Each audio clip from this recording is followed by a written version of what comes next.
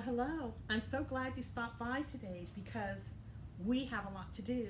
I just finished up one little project, and today we're going to start our quick patio garden. So let me just clean this up and we're going to get started. So come on, let's get to it.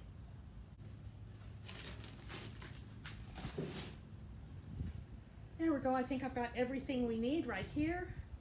We're going to start off with our box. I'm going to take off the tape here. I don't want tape. Then I'm going to take the flaps. As I guess one of these days I'll have to tell you guys, I live close to a fire department. This might be a good day to tell you that. I always kind of jokingly think to myself somebody's caught the house on fire trying to barbecue. But maybe not.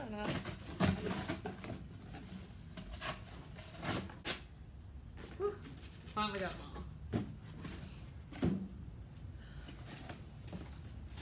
Now I've got a list in here of people we want to thank. I've got seeds in there.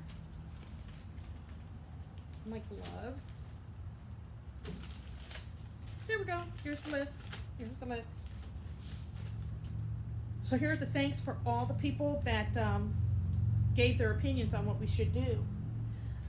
We've got Cheryl's Organic Food, Forest and Products, Janita's Creations, Garden and Shopping at Store Halls.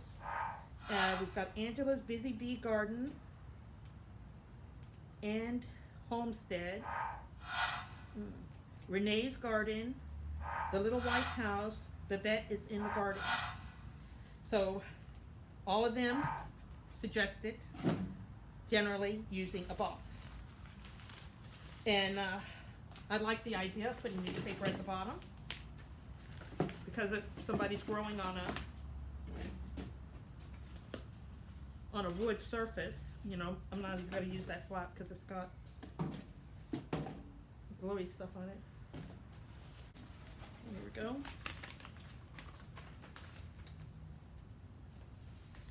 Sure we don't use any of the cell papers.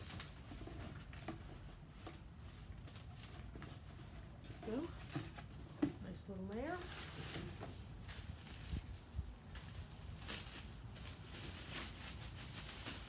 Got a plastic bag here. We're going to put this on the outside. Because like I say, if you're on a wood surface and you're renting, you don't want to damage the wood. It's gonna fit.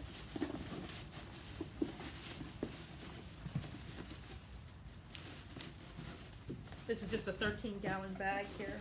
I'm hoping it's gonna go all the way around. Turns out I could not find a plastic from food that I bought that would be big enough. There it is. I'm going to have to cut this a little bit to get this to fit. I'll show you how much we're going to have to cut this. If it doesn't want to go all the way around, I'm going to just give it a little snip. Make sure all sides are in, or corners.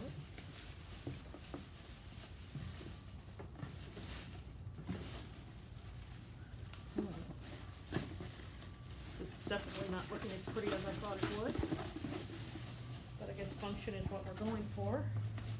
There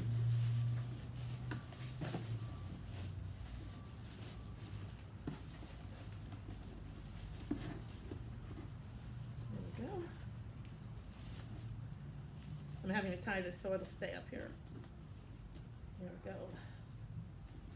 Make sure it's up on all sides. Yep. I am going to open a new packet of soil. This is a 0.75 cubic feet.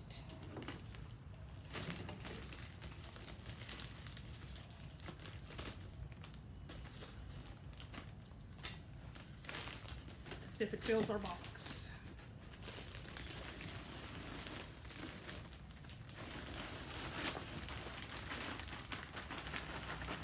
And it does, very nicely.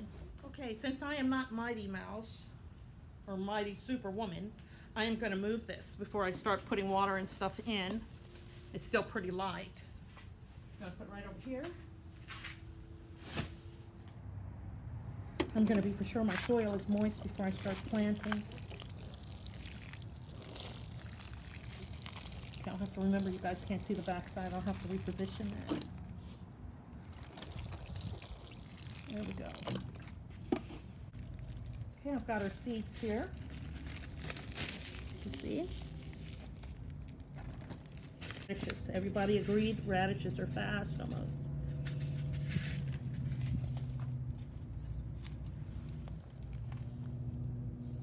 I'm not going to plant anything too deep here.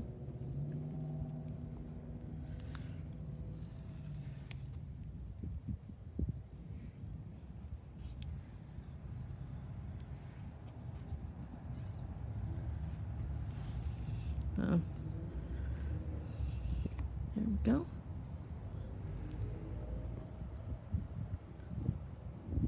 There we go. Next on our list, we've got black-seeded Simpson. I don't know which one just went that. My goal is to get enough seeds in here, but not to get so many seeds that it's too busy for these guys to grow. So, but I'm still gonna try to put them close enough.